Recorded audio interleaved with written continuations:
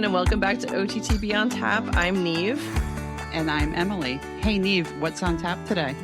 Today, we're chatting with Alex Conrad, who is a newly minted 5-star rider on the heels of his incredible trip around Kentucky Horse Park. We're going to get to know Alex's origin story, how OTTB shaped his career, and go behind the stall door with his superstar Malibu Preacher. Alex, thank you so much for joining us.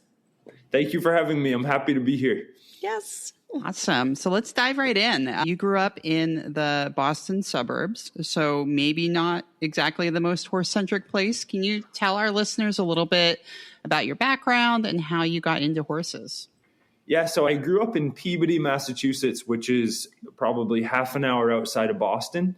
And it's not a very horse-centric area. It's a real suburb, no big open fields, nothing like that. But I was playing soccer and I went to a barbecue and my friend's older sister had a horse in her backyard. This was like a little bit further away from Boston. And she put me on the horse and walked me around in the field. And I just thought that was the coolest thing ever. And then I remember I had my dinner in the stall with the horse and That's so cute. and then their parents went to my mom and said, you know what, there's a horse camp that's happening in Hamilton in a few weeks, and he seems to really love this. I bet you could get him into the horse camp if you want to sign up. So I was playing hockey, soccer, baseball, every sport known to man, and my mom said, okay, you can go to this horse camp, but we're going to have to slow down on some other camps this summer. And I was like, okay, whatever camps I need to skip, I'll skip it. I want to go to this horse camp. And I went and I fell in love with it. And I actually I think I quit hockey within a month of starting that. Wow. I didn't even know I was learning to post and I was like so new to it all, but there was something about it that I just loved. And that grew, and I would work at the barn on the weekends for extra rides. And sounds very familiar. Yeah. And then I think by age 12, I was like a full-blown barn rat there constantly, and every free minute I had, I was at the barn. Oh, that sounds very familiar. I think when I was around 8, I told my parents when we were driving in the car that I wasn't going to look out the window at horses anymore if I couldn't have riding lessons. So, and then very quickly ended up being a barn rat and working at the barn. Right. And then you'd get grounded and you'd ride your bike however many miles to the barn. Yeah. Steal my brother's bike and ride it to the barn. I think Neve has some similar stories. So you're in good company. No, for sure. It is amazing though how when that bug bites you, that everything else just fades away. I was a gymnast for a long time when I was younger, and it was like just choosing between these both really intensive things and being like, I just want to ride. That's all I want to do. And my mom could literally use it to bribe me to do anything. It was like, do you want to go to the barn this weekend, or do you want to clean your room, or whatever the case might be? I know. And it was interesting for me coming from, like, my mom didn't ride, my dad didn't ride, my brother didn't. Nobody in my family knew what I was doing, and it became this like crazy passion that I had just out of nowhere. And then they all have to get on the learning curve with you. Exactly. You know, or not, but just Emily went through this with her mom where it was like, she's just like, guess I'm along for the ride. Yep. It's definitely a learning curve. So were OTTBs a part of these early years, or did that kind of come later on in your riding career? Yeah, a lot of the lesson horses were OTTBs, and I did some half leases and stuff like that. And a lot of those were off the track thoroughbreds, kind of looking back on it. But they were a big part of my life from the beginning, I'd say. Just from a young age, that's what I had access to. And those were a lot of the horses that I rode. And I always I liked them right from the beginning. Oh, that's really sweet. So you rode all through high school, and then I know you were on a med school track. Is that correct? Yeah. But you decided to take a gap year to go work for Ryan Wood. How did that kind of come about? And so it was really interesting. I went to college at Boston University, and it was really important to me. It's funny, I was looking at colleges, and I went all over the place looking, and I was like, you know what? I want to go to school in Boston because I want to be close to the barn, and I want to be close to my barn that I ride at. And it was Groton House Farm in Hamilton at that point. Oh yeah. And That's such an incredible place. yeah. And so another kind of cool aspect of this story is that after I moved on and graduated, so to speak, from the lesson barn, Ann Getchell at Groton House Farm, I met Ann, and she introduced me to the sport of eventing. And I didn't have a horse, and she bred all these horses, and she had a couple horses that maybe had gone to a trainer and come home, or maybe weren't sound enough for the upper levels, or weren't really going to be competitive enough. And so she made a deal with me that she was like, if you work in the barn for me on the weekends, you can ride some of these horses. So I did that all through high school, and just did a ton of catch riding for different people and that kind of thing. So anyway, I wanted to be close to Groton House Farm, but I wasn't ever sure that I was going to be good enough to do this professionally. I always loved it, but I was like, I just don't know if I'm going to be able to pull this off. So I was really good in school, and I was always really into science, and I loved anatomy and that kind of stuff. So I went into the pre-med program at BU, and my last year I was working with a guidance counselor to start to apply to medical schools and stuff. And they were interviewing me about what kind of aspect of medicine I would want to focus on. And I said radiology. And they said, why radiology? And I said, because I think it has really dependable hours, and I can make good money, and then I can go ride horses. And my advisor was like, sounds like you want to ride horses. This is no way. That medical school is grueling. Like, this is no way to plan your career based around the best path so that you can have time to ride horses. Like, you should really be passionate about this. And so I stopped and thought about it, and I was like, you know what? I should go be a working student for a year and just try to figure this out. So I went and I worked for Ryan, and I was going to kind of take the MCAT while I was working for Ryan. And I even had a little study book for it. And I ended up not taking it. And I absolutely loved it at Ryan's. And I stayed for years and then started my own business. And Ryan is such a huge supporter of off the track thoroughbreds. He's got a fantastic eye for horses. How did that kind of help shape like how you moved on with your career?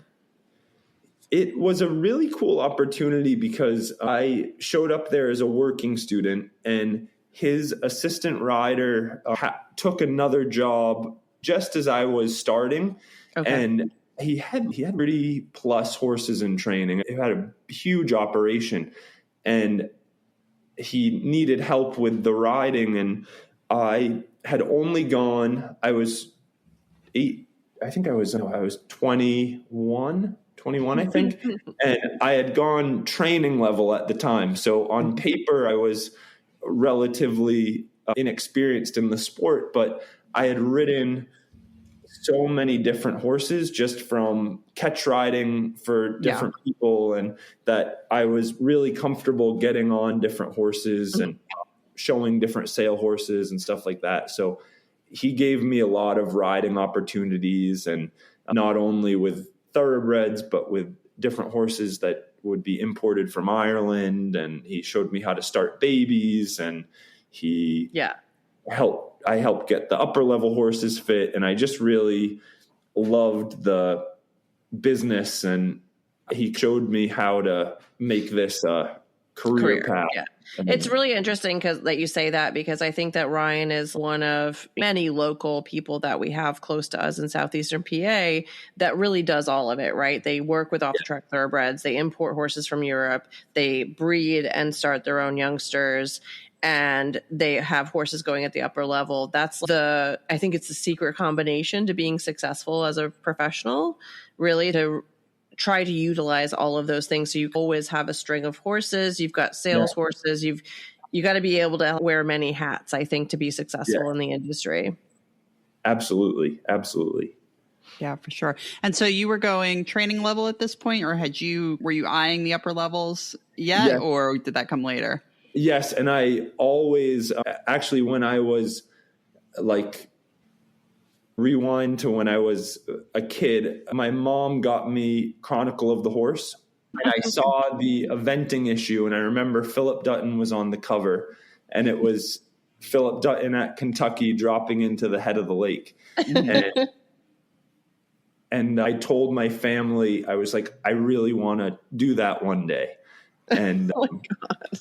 And it was funny, just a month ago now I dropped into the head of the lake, and it's cool. There probably was 20 years from the time that I said that to the time that I did it. And I'm really proud of that it wasn't easy, and it took me a long time, and I just kept plugging away at it. So that was pretty cool.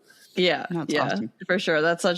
It's really cute because I think sometimes when you're watching the live stream, they will talk about these pony clubbers that are letting the riders into the dressage arena, and they'll revisit with them many years in the future. And some of them are riding around Kentucky. And it's just really cool to know that like, maybe they touched that one horse that was like, that's what I want to do. And I think we as horse people, we love to hear those stories of like, you dream big and you just chase that dream.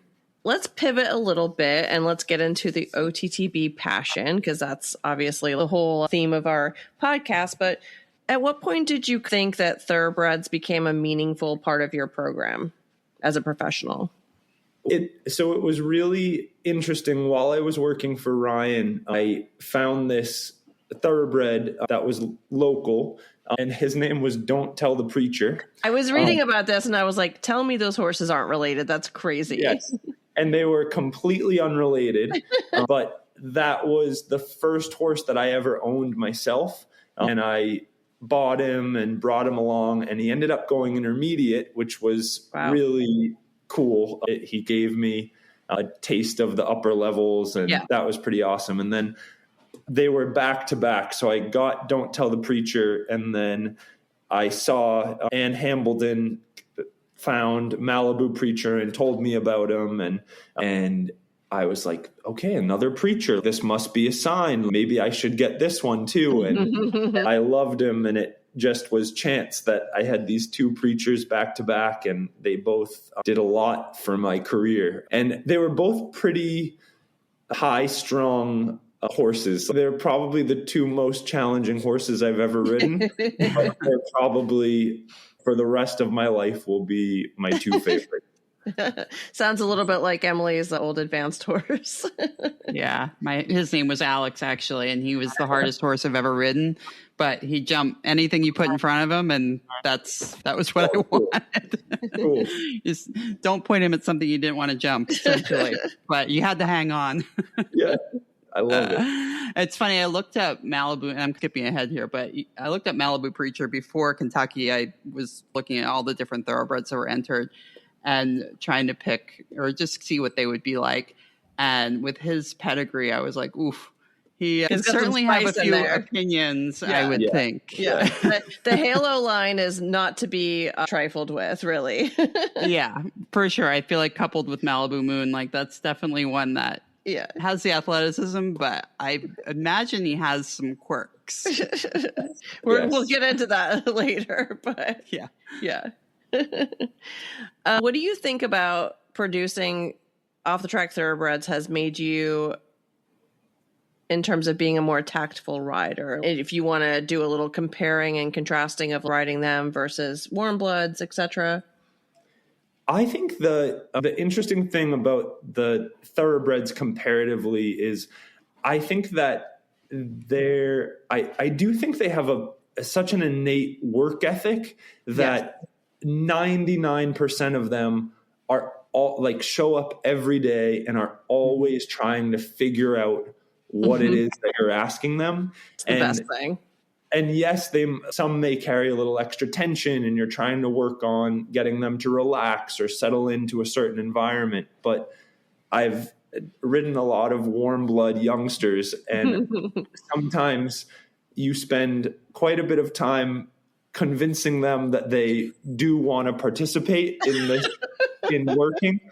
And I just love that about the Thoroughbreds, how you never have to say, okay, it's time to get to work here. You're just spending the time training them how to do their new job. And yes, that's such a great way to put it. I love that. Oh, I love that. For sure. Don't make me ride a horse. I have to feel like I have to get off and push. Or that you have to convince to what, there's nothing more exciting than an animal or a person, really, for that matter, that wants to learn.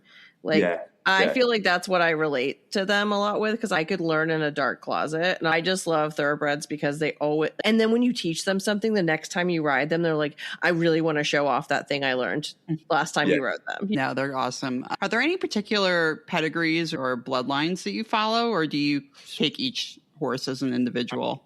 I take each horse as an individual. I have to say, I do love the Malibu Moon bloodline, but it does come with its quirks. But I've had now, I look for it, and I think I have a lot of people that will send me Malibu Moon babies, or if they see an ad, they'll be like, Alex, check this one out. Or I always now have a special place for the Malibu Moon bloodline. Yeah, for good reason. One of the things that we do on this podcast, we do it primarily on the Patreon, but we actually have people send us they submit horses, and they'll send a confirmation photo and their pedigree. And Emily and I we're just pedigree nerds. We've been sending each other horses for 15 years, right? Just listings of off-track thoroughbreds and whatever. And so we will look at the horse's pedigree and analyze what we think it might be like. And then we'll look at the photo and go, okay, and we'll see if that's any kind of, if that's correct. And then we will go in and we'll break down their confirmation, and we'll talk about, with the pedigree and the confirmation, what we think the horse will be most suited for, what their temperament might be like, what their gaits might be like, what job we think they'll be like most well suited for. And it's really fun because we've just been doing it for such a long time that we have a good accuracy rate. But it's always fun to find out that the horse is we think it's going to be an upper level eventer, and they're like barrel races, or that's infrequent, but it's just really cool because we've just been studying pedigrees and confirmation for such a long time that we just love that aspect of seeing how the bloodlines affect how the horses are built and what jobs they're suited for and things like that. So it's pretty fun. That's cool. That's very cool. Yeah. Okay. So before tackling your first 5-star, there are probably a ton of lessons to learn along the way. What are some standout moments for you in your journey to the upper levels, both good and bad?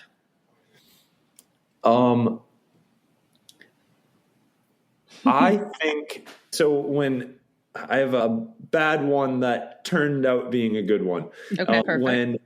So MP also ran over hurdles.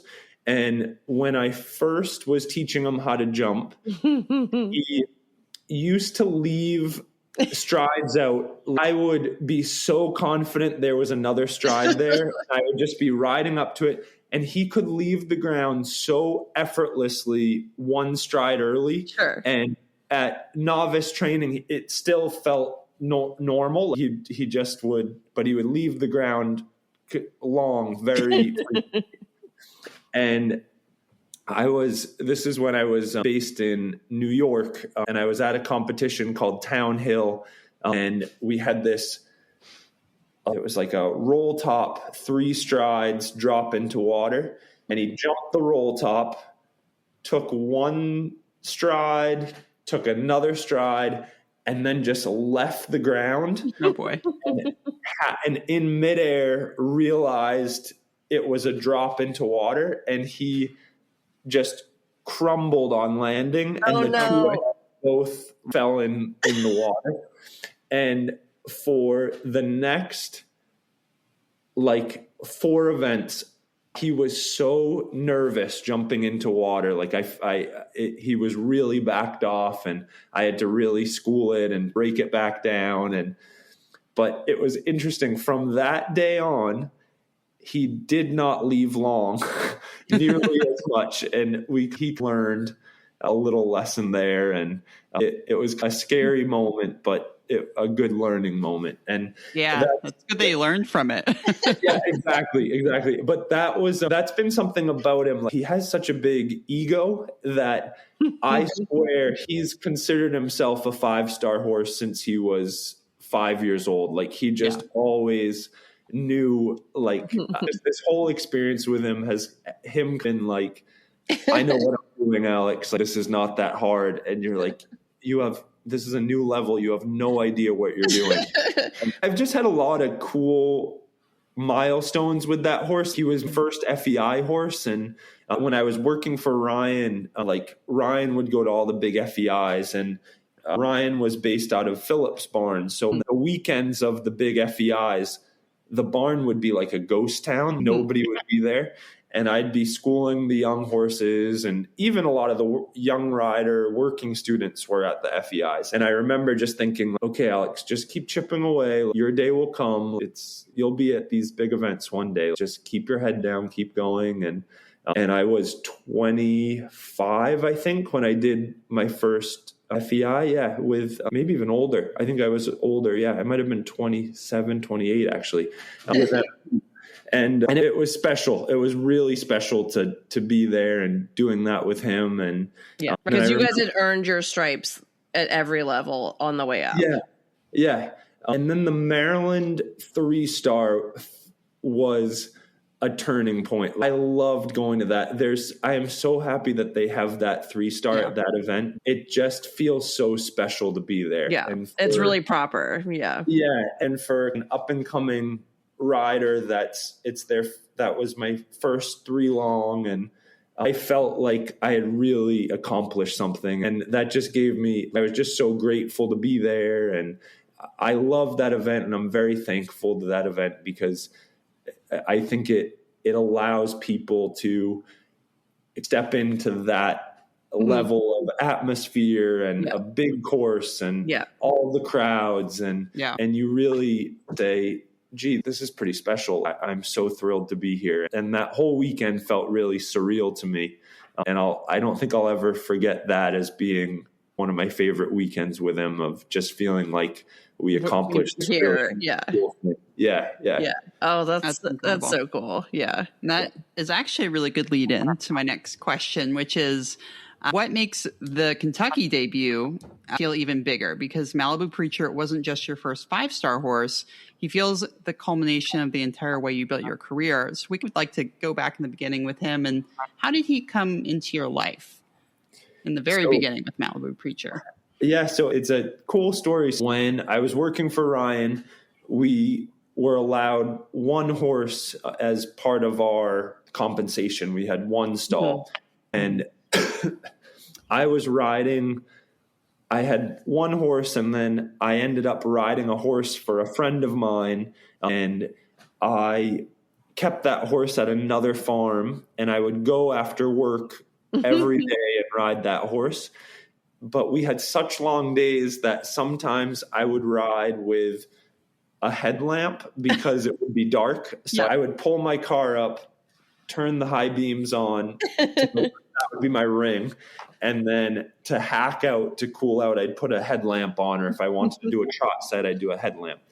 But I shared this barn with this really awesome lady named Ann Hambleton, who we became close friends, and we would always joke about the headlamp and my crazy schedule. And so I would see Ann every evening when I would be done at work and go ride this other horse. And she helped gallop horses with Kathy Nielsen, who's a local trainer.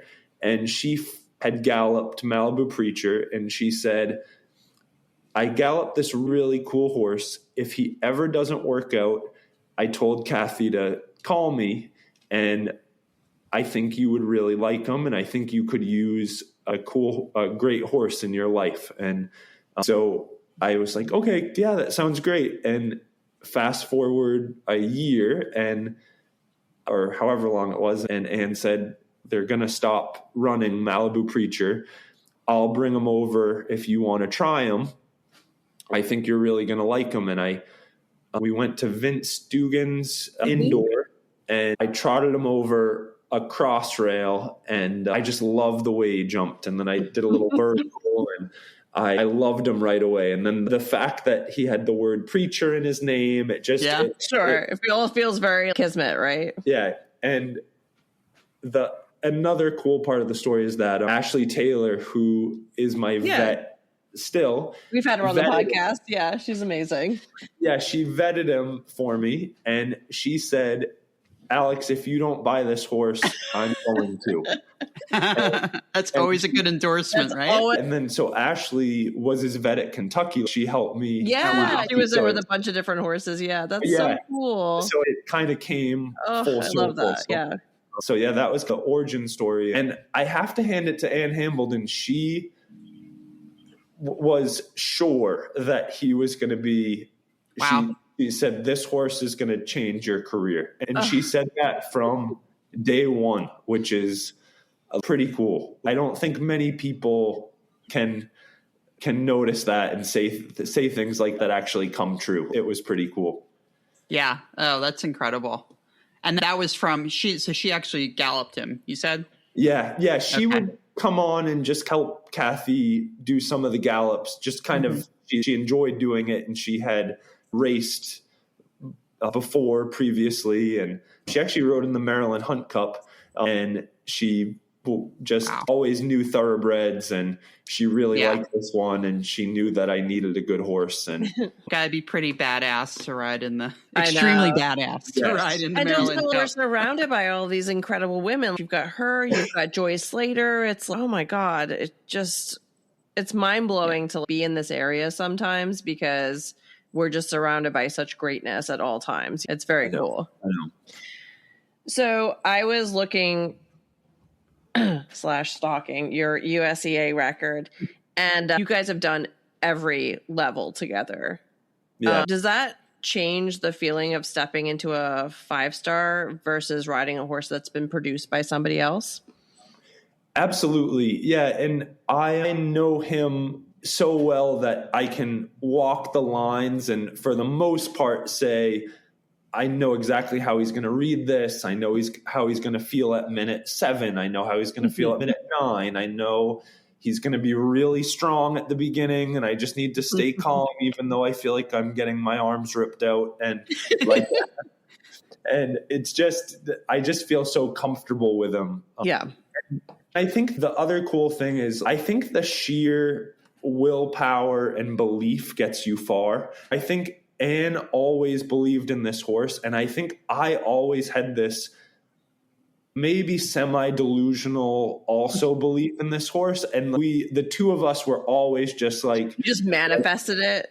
Yeah, he was going novice, and we were like, it would be so cool if he did a 5-star. Let's get him to a 5-star. From the time he was going novice, and we just believed in it, and I think I think there's power in that. Yeah, there really is, I think. I really do. Yeah. How has your life changed since completing Kentucky? Or hasn't it? Feel different now?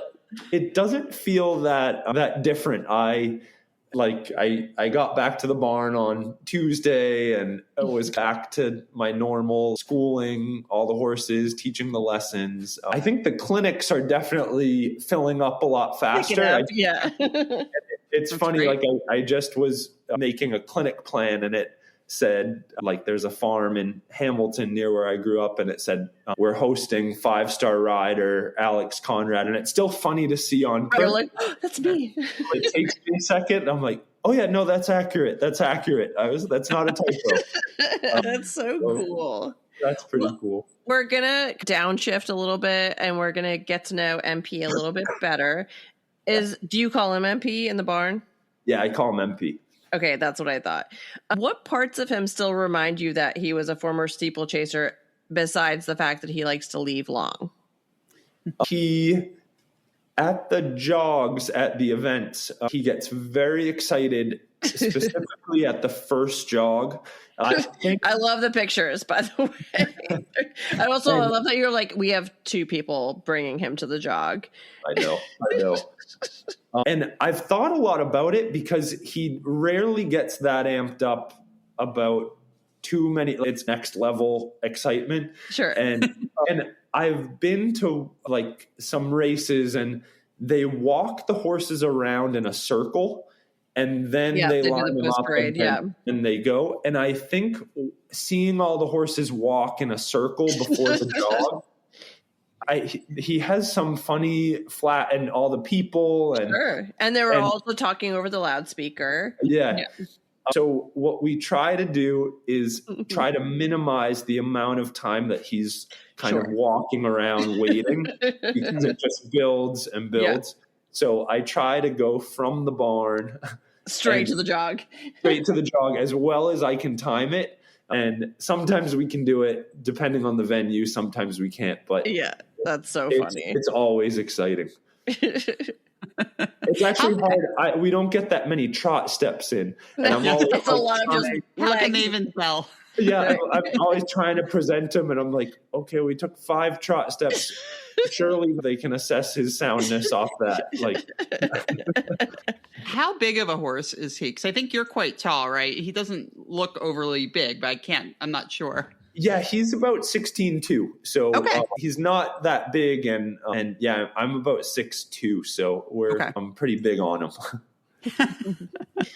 Listen, the right horse is never the wrong size or the wrong color. That's what I like to say. Yep, absolutely. Absolutely.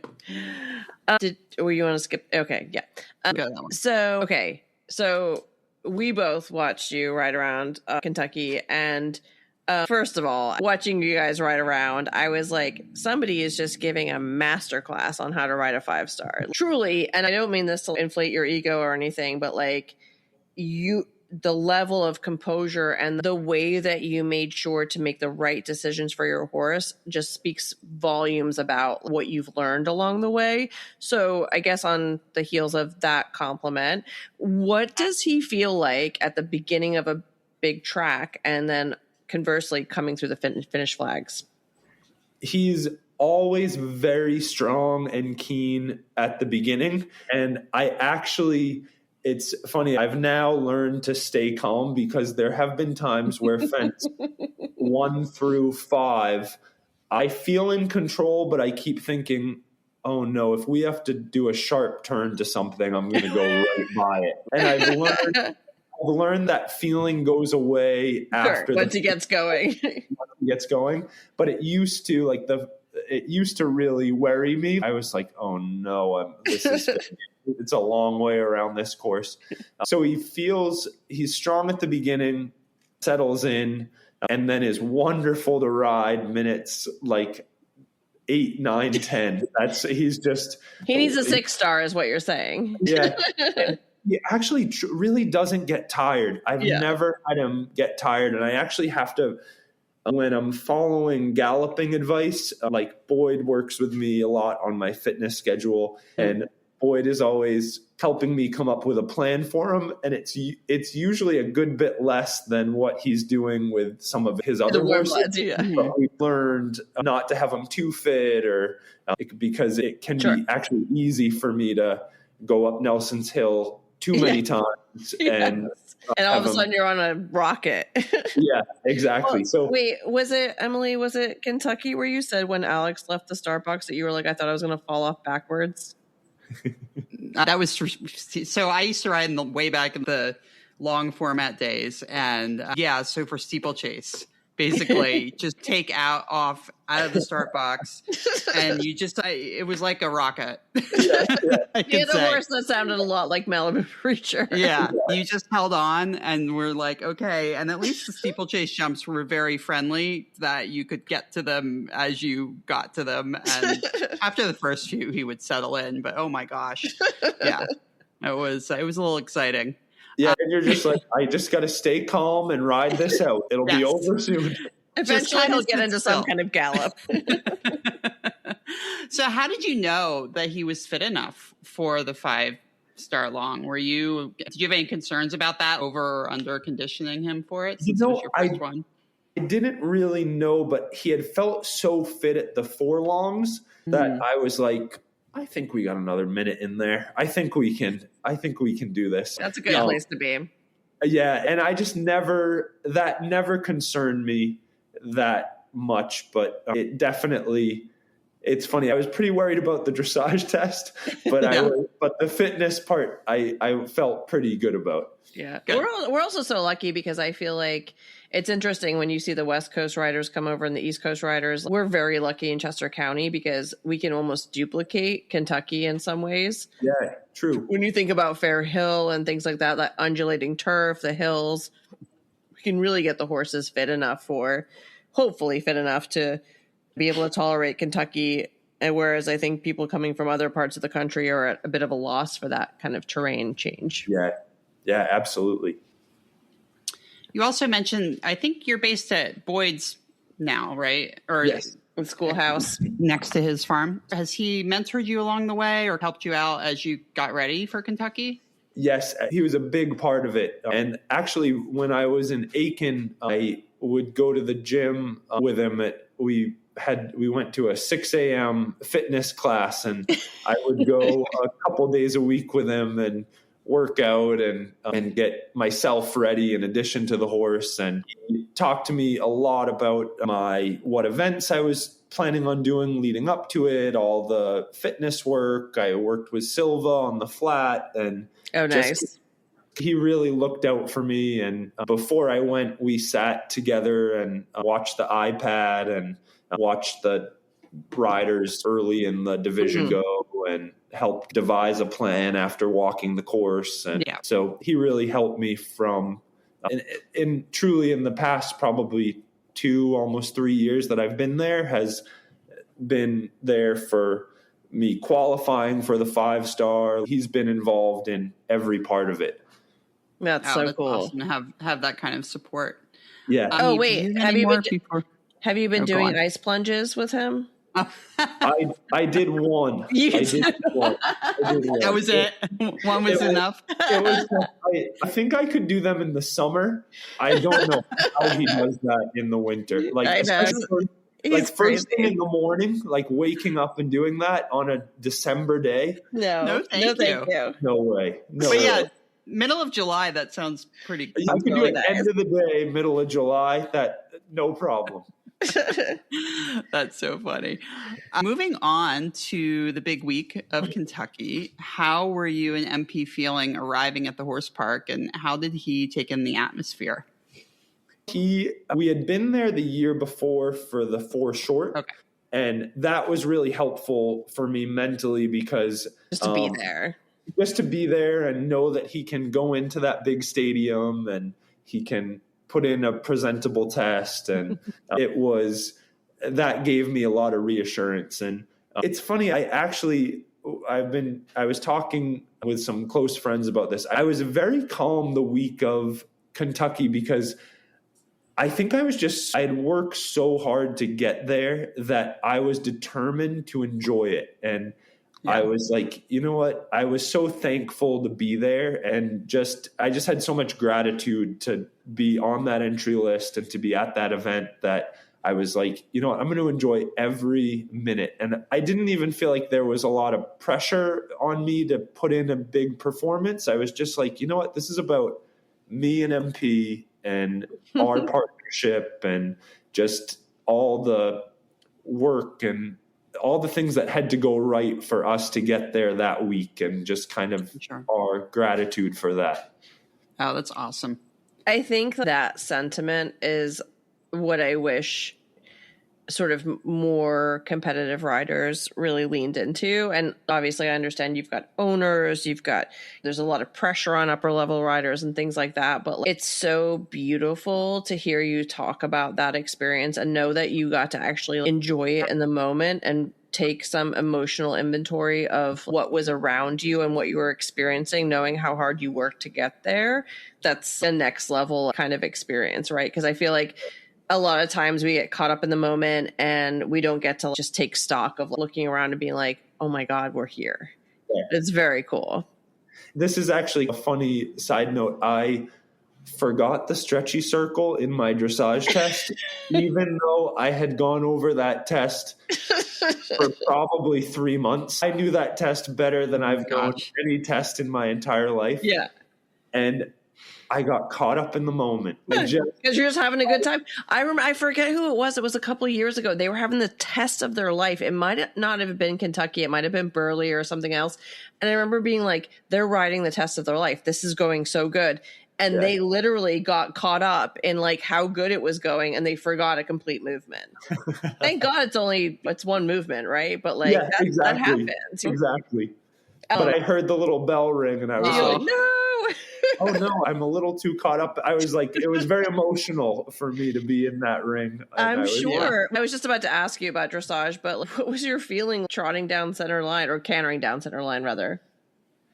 Yeah, it was pretty surreal. Just and having all the people. I had a lot of people on that little kiss and cry booth. Yeah, and it's funny. That's what did it for me. Seeing all your supporters being like, yeah. I cantered by and I looked up and saw the people in the stands, and then I looked at like all the people that had helped me get there, family, and it was just like a really special moment. And then I went through the test, and I was just the whole time I just kept thinking of like I probably shouldn't have been, but I was like, wow, this is really cool, Alex. This took a lot to get to this moment right here. I'm sure you like probably had flashbacks of when you were taking him around novice and you were like, oh, I just blew that 20 meter, or you didn't pick up the lead because he's just this rank thoroughbred. You never like when you're just like, we're at Kentucky. This is crazy. Yeah. Did he walk in like he owned the place? Yeah, and he doesn't always walk in the free walk or the extended walk, I should say. That's we jig quite a bit. Sure, yeah. He walked the whole extended walk. Yeah, and I was like ecstatic. Like that was the greatest. You're like, don't get too excited because now we have a meet and walk and we're gonna exactly. But I was like, oh my God, we're walking. That's amazing. Oh, and I'm sure like I don't know. Emily's done it. You've done it. I'm like, I can't imagine that feeling of like you've brought this horse from the ground up and you're on the biggest stage in the world. And I'd be totally overwhelmed. Like, it's so cool. So you wrapped up dressage and then on to cross country day. What was happening in your head as you head to that start box? It was interesting. I was pretty calm, which I expected to be like I was so ready to be like very nervous. And I was nervous when I was sitting there watching the iPad with Boyd. I was so nervous, and I was like, oh my God, this is brutal. I hope this will be over soon. Please be over soon. And then once I got on, I was like, okay, this is really awesome. I can't wait to go out there. And then leaving the start box, I was just like, so happy to be out there again that it calmed me right down. Yeah. And how did he feel once you got out there? He felt great. Incredible. He was really rideable and really focused, and that was probably one of the best rides I've had on him. I felt really good, and I had planned to take some options on him. It's funny watching back the video. I watch myself land in some of the combinations, and I'm like, we totally could have gone the direct route, but that's always really easy to say. Sure. Hindsight's always 20/20, right? Yeah, exactly. But yeah, I wanted to. It was just really important for me to cross the finish flags. That's what I really wanted to do, and I was like, you know what? If I take a few alternate routes to get him home, feeling good, feeling confident, then that's what I'll do. But I really wanted to cross that finish line on him and have that kind of happy ending. Absolutely. Was there anything that didn't go to plan or that rode differently than you expected? No, I have to say it all really went to plan. I'd say the only thing that I had never gone off so many drops into water that were quite that big. Yeah. And I kept getting tossed forward with my upper body. And I was like, whoa, all right, Alex, you got to sit up. You got to sit up a little bit more. That's the only. You got to pull an Andrew Nicholson and just casually have your. Exactly. I should have thrown one arm up in the air. I can't imagine that feeling of when you came over the finish flag. Talk about that feeling for us. I think, that was pretty cool. And again, I think my favorite thing about it was just the people that showed up to be part of this with me. And they were all at the finish line. And I think that's what made it special was like, everybody just being there. Yeah, and that had all, like, my friend Bree had groomed for him when he was going training level, and my first working student was there, and my brother was there who knew that I wanted to do this since I was a little kid, and it was just that was what made it so special. It was like a party of all the people that had cheered MP on since the beginning. Yeah, just feeling that enveloping of love and support. And we talk about this a lot on the podcast, but that it just takes a village to get these horses to the top levels. Yeah. And we just love that celebration of all of the, like you said, with Ashley Taylor and just Ann Hamilton, just knowing that you have this just network of support that just wants to see you succeed. Like, that's what it takes to really be at that top level. It's really sweet. Yeah. And so how did he cool out, and how was your kind of overnight prep and morning of the jog and show jumping? He cooled out well. He can get a little bit footsore sometimes, and he was a little bit footsore that evening, but luckily he usually looks better in the morning. So he just needs a good night rest and some hoof pack, and then he trots up looking a lot better in the morning. So he looked good in the morning. And then I was really happy with his show jumping too. We had 2 rails down, but that was a big course. And I thought he was trying his heart out, and I was thrilled. Yeah. I feel every year they make that course a little bit mean. There's always some combination that's just a little bit cruel. Yeah, it just catches people off guard, and it's just they're already tired. Knock it off. But I think it's great. 2 rails is honestly that's so forgivable, and that's wonderful for his first 5-star, right? Yeah. We've talked about this emotional roller coaster that you've been on for this entire weekend, and we heard you speak a lot about your grandfather's dog tags that you wear and his role in helping bring MP into your life. Like, what does that symbolism mean to you, and what did it mean to you during Kentucky? That was pretty special. I wore the dog tags I typically only wear them for cross country. That's my typical superstitious. Yeah, love it. All eventers are superstitious, by the way. They all are. But I wore them in dressage. I wore them in show jumping. I wore them in the jogs. I just was like, he's got to be with me the whole time. Yeah, I was like, okay, he needs to be with me the whole time. So I wore them the whole time, and it's cool. It's funny because I don't know that he would. I think he'd be very proud that I did this. But I think he would be terrified watching me do this, because he watched me do it at a lower level, and he would always be like, he called me Al, and he'd always be like, Al, this is crazy. Al, this is crazy. And so I kept actually hearing that in my head of him being like, Al, this is nuts. And I'm sorry if you've mentioned this before in other interviews, but what service was he in, and like what are his dog tags from? He went to Germany, and he got a Purple Heart. He actually was in a foxhole, and a bomb went off, and the rubble from a building covered the foxhole. Oh my gosh. And they pulled him out. They don't know how long he was in there, but they think it was like a day or 2. Wow. They pulled him out, and he tells the story of only being able to see a little bit of light through a hole, and just praying that somebody was going to find him. Yeah. Him. Man. But I just prayed and prayed. Yeah. And it's I think he had those dog tags on while all that was happening. And Wow. I always think of, okay, if he can go through that, I think I Right. can make it around this course. Yeah.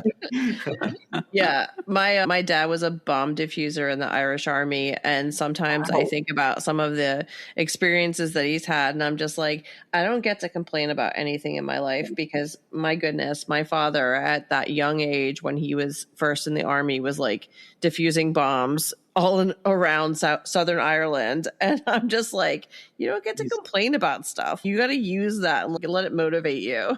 Yeah, totally. It's really sweet. And I think that message really resonates with so many people because people have talked about you bringing this up, or people have, obviously you've been asked about it in interviews and everything like that. But I think that a lot of people don't realize, again, going back to the village, that having that kind of support just can really just send you on your way. Yeah, totally. And I think that's, if I can look back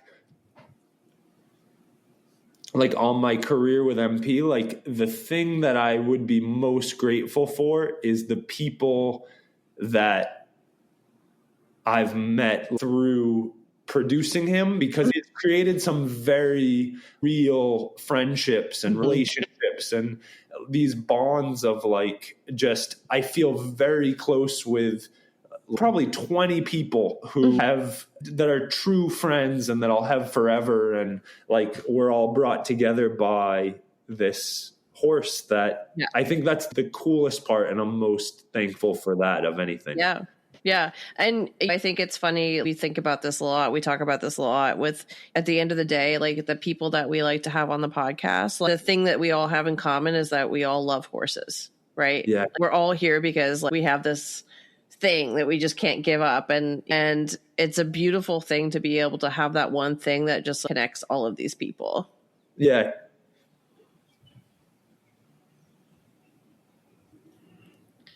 So you've just talked so much about your village and these people that make all of this possible for you. Would you like to speak about any of those people in particular and just shout them out right now on the podcast? Don't feel bad about leaving anybody out or anything like that. But if there's just some people that you're like, I just really want to thank these people out loud right now. Yeah, I think my good friend Bree Gunta, she managed my barn for years and we traveled all over the place together from the time that MP was going training level to she was at the 5-star, and we are so close, and she knows that horse so well and loves that horse like it's her own, and she's become one of my best friends. And I love that. She'll be part of my life forever, for sure. And Antonio Rodriguez, who yes, your right-hand guy. My right-hand guy who helped me through Kentucky, and he was just instrumental getting ready for this and just was 100% behind me. And it was just wonderful having somebody that was so on top of every detail, and he really wanted this for me, and that was really special too. I bet you're probably a big inspiration for him.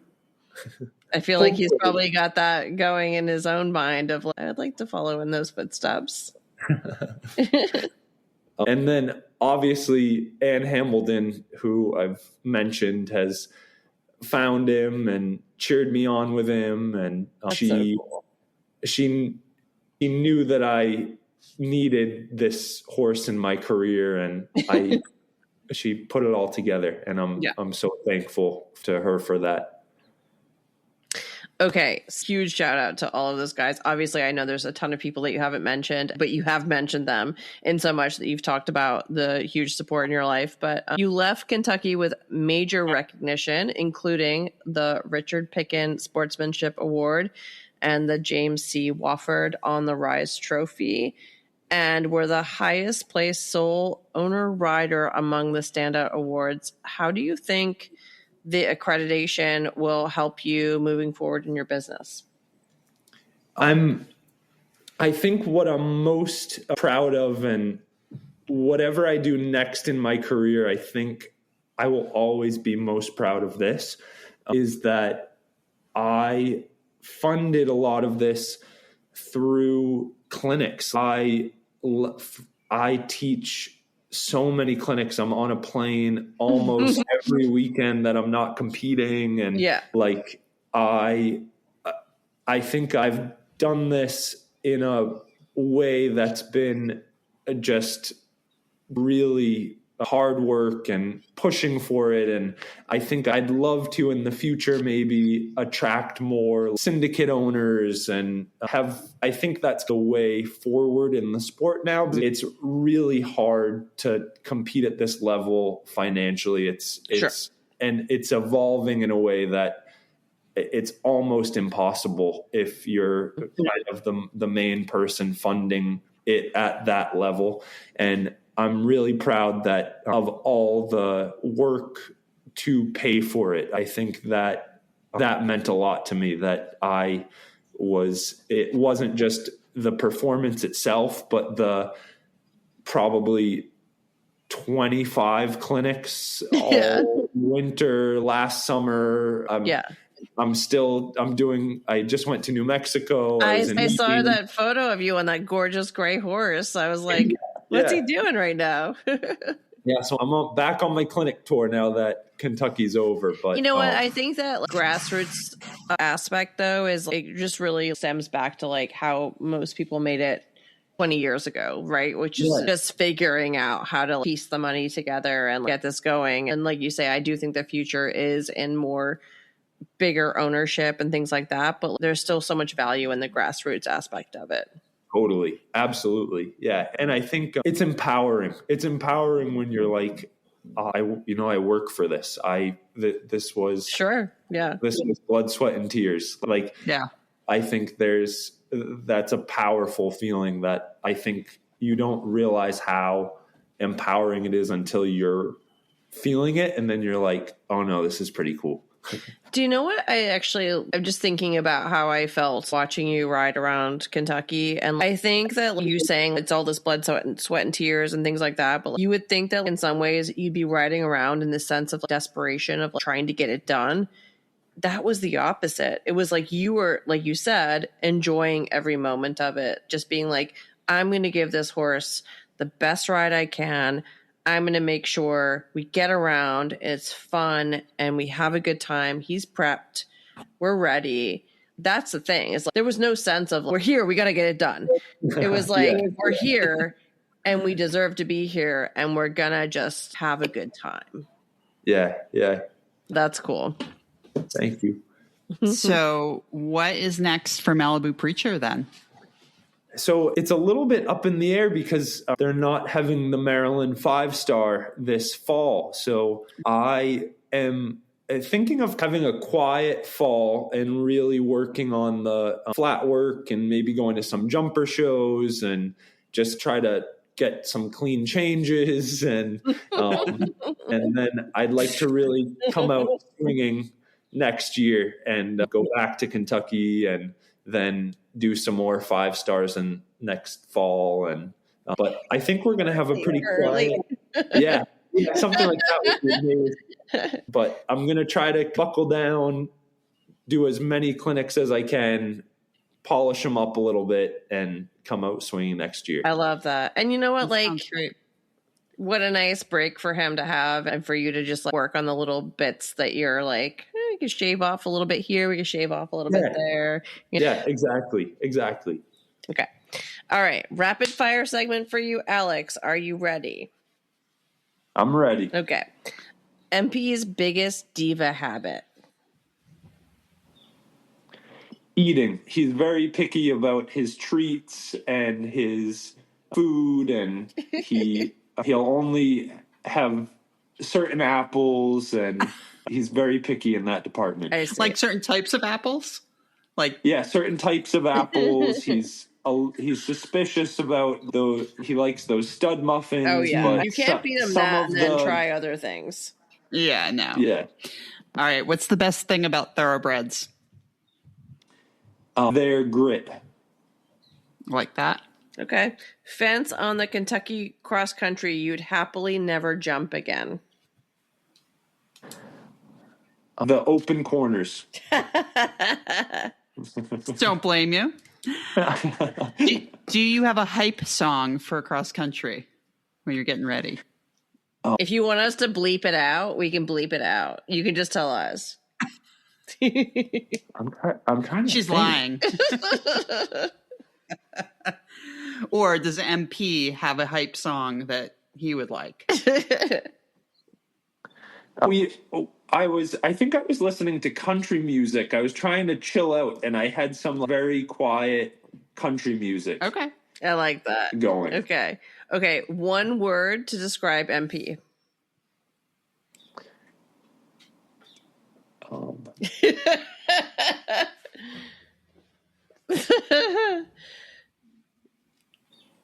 Tough. Oh.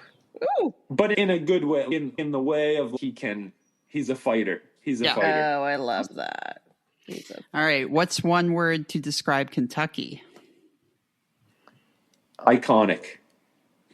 That's great. Okay. Your favorite nickname for MP. MP. MP. That's it. Come on. It's a Madonna. It's Madonna. I feel like it's so funny. Have you ever asked anybody? I don't know if you have any dogs, but if you have a dog, the dog's name is Harry, right? And then its name is not Harry. It's like all of the other things you call it. That's how my dogs are. I have a dog named Cooper, and we call him Flaps. But there's an evolution of like how you get to that name, right? Okay, so MP. Yeah. We got MP. You don't ever call him anything else in secret? No. It's always just been MP. Okay. All right. Do you have any funny superstitions? Besides the dog tags? Yes, this is a really funny one. So I have my number tags, and I save certain numbers have to stay in there. Oh, in your penny? In my penny, yeah. So I have had incidents where it's gotten so full that they've come flying out halfway on course, and I went out in a golf cart and pick them found up all the numbers because again. You're like, I gotta stuff them back in there. Exactly. That's a good one. Back in there. I like that. And really sometimes it gets so full it will hit me in the face if I don't have it strapped down tight enough. It's pretty heavy, so it'll hit me in the face if I'm doing turned something. into a weighted vest. That is so yeah, funny. Exactly. Oh my god, that's a really unusual one. Yeah, I know. That's a good one. I know. Okay, MP's favorite snack. Stud muffins. He likes those stud muffins. Okay. All right, yeah. This is a hard one. If MP were an actor, who would he be? He would be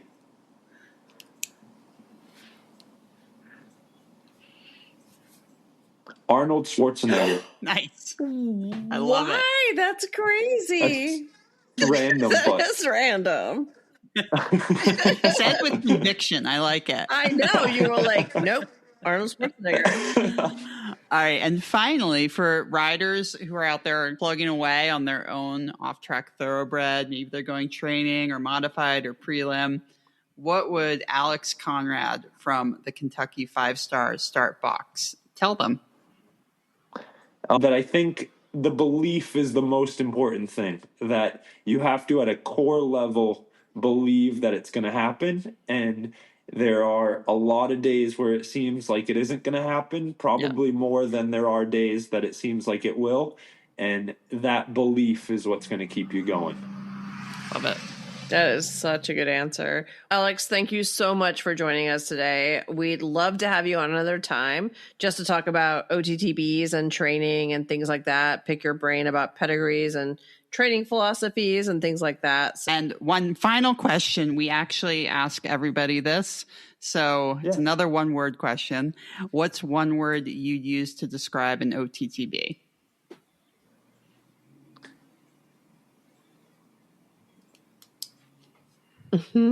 Generous. Ooh, generous. That's such a good answer. I don't think anyone's ever said that. I don't think so.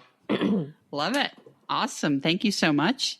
Thank you, Alex, for joining us today. And thanks to all our listeners. If you like what you heard today, please leave us a 5-star review on Apple Podcasts or wherever you listen to podcasts. You can find us at OTTB on tap at all the things. And cheers. Yeah, cheers.